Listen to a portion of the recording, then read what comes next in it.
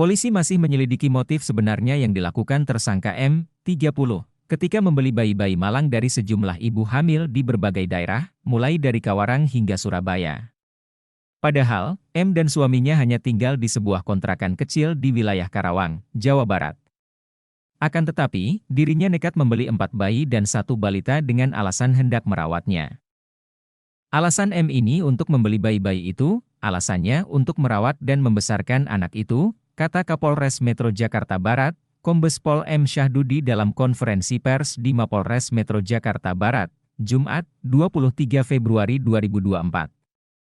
Meskipun memang kalau kami lihat profil daripada M ini memang sangat jauh dari persyaratan yang diungkapkan dalam persyaratan ketika kita mengajukan atau ingin mengadopsi anak ke lembaga sosial yang ditetapkan oleh pengadilan, imbuhnya.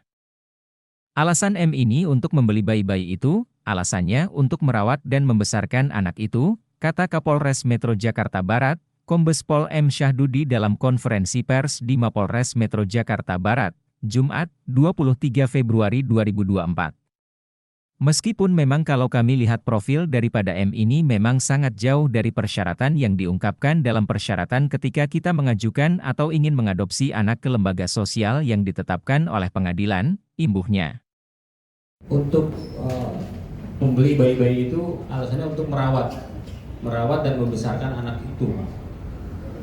Meskipun memang kalau kita lihat profil daripada EM ini memang sangat jauh dari persyaratan yang ditetapkan dalam persyaratan ketika kita mengajukan ataupun ingin mengadopsi anak ke lembaga sosial yang ditetapkan oleh pengadilan, gitu. Seperti yang bersangkutan tinggal di sebuah rumah kontrakan.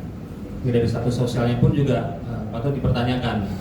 Kenapa dia sampai bisa membeli dan katakanlah merawat 5 orang bayi yang memang tidak sesuai dengan ketentuan. Nah, saudara T ini yang bersangkutan memang awalnya korban karena T ini juga berangkat dari keluarga kurang mampu. Dia punya suami di wilayah Wonosobo, kemudian bekerja di Jakarta dalam kondisi hamil dan suaminya juga tidak bertanggung jawab. Sehingga dengan di tengah kesulitan ekonomi datang saudari EM untuk menawarkan mengambil bayi tersebut dengan sejumlah uang dan juga untuk membiayai biaya persalinan yang bersangkutan di rumah sakit. Maka saudari T ini menerima tawaran dari saudara EM untuk membawa bayinya dan memberikan sejumlah uang sebesar 4 juta dengan harapan ketika nanti saudari T bekerja dan sudah mempunyai penghasilan, rencananya dia akan menebus bayinya itu dengan membayar kembali sejumlah uang itu. Itulah alasan dia kenapa dia sampai rela untuk menyerahkan bayinya kepada saudari EM ini. Itu mas. Ya, silakan dok. Dalam keadaan sehat karena memang baru beberapa tidak terlalu lama diambil oleh saudari EM terhadap orang-orang. Ada juga yang paling lama adalah pada tahun 2020 ya, di Surabaya.